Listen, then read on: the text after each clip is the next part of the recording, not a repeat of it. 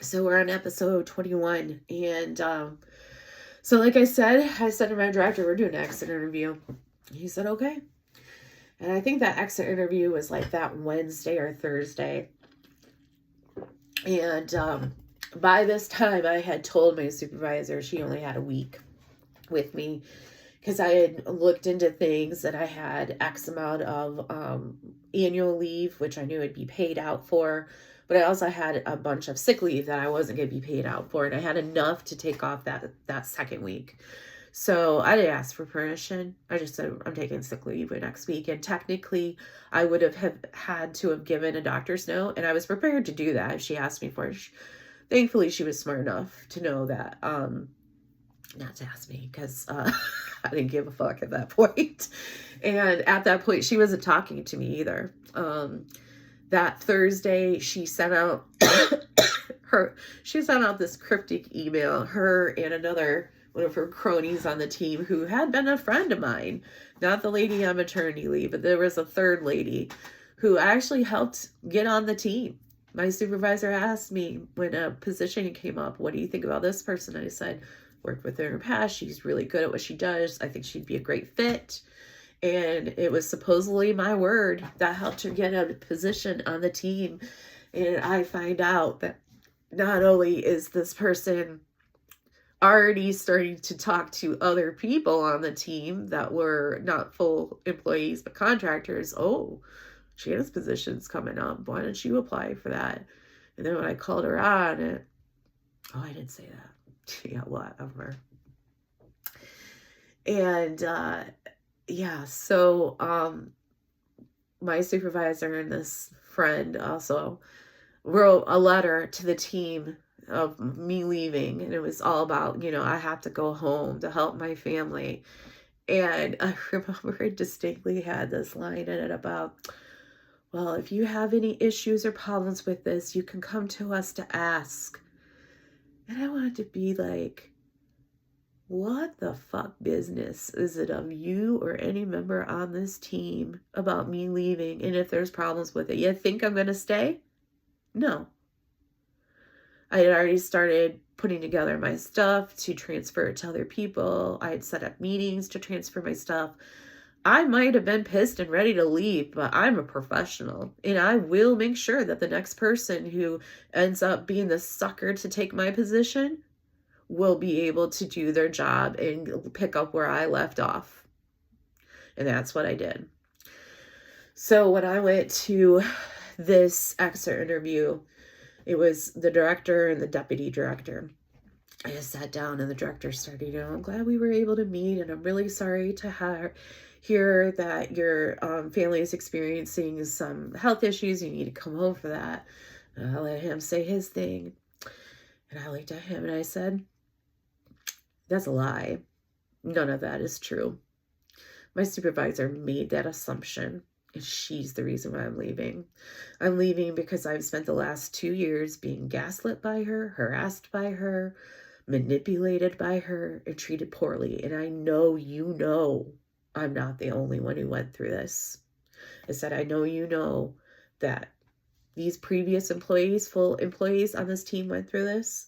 I know one of our interns went through this. I know this contractor went through this. I know this. And you're going to continue to let her treat people like this. And she's going to continue to have a revolving door of people. And so I basically led into them. I explained to them how I actually think I forgot to tell you about this in a previous episode, but about the time when I had I think it was about the month before I quit, so probably in February, I think it was. We had just finished up our reviews for the year, and I had gotten 4s and 5s. I think I had gotten all 4s that year, which is a very good mark.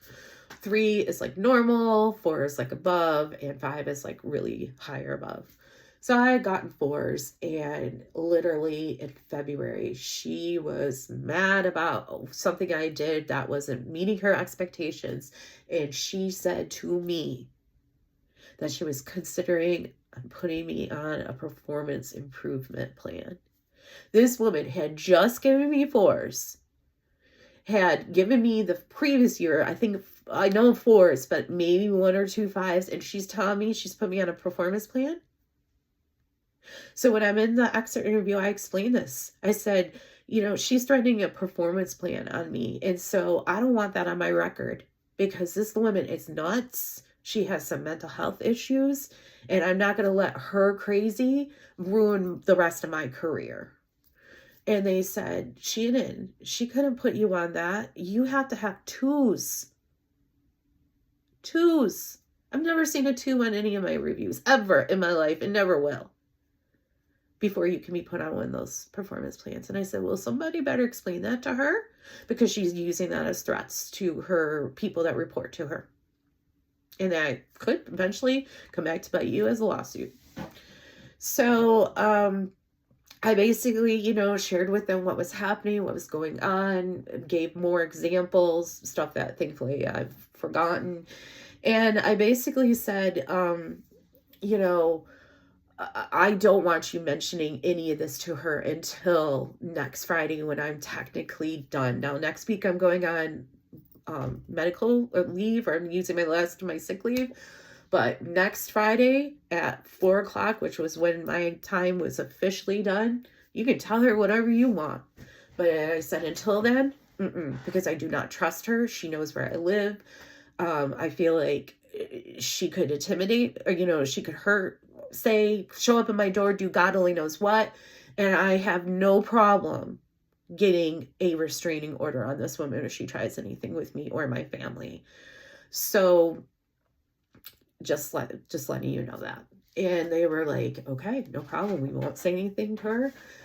Multiple times during that exit interview, they offered to lateral me to another team in that office. They said, that's fine. We don't want to lose you.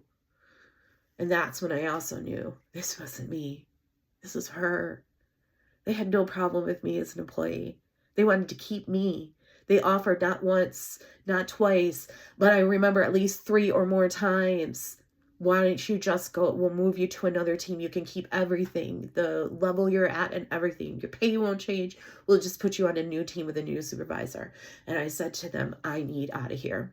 I said, she has made it so abundantly clear that even if I move to another part of this organization, that I still feel like she will taint my reputation, manipulate me, harass me, or whatever.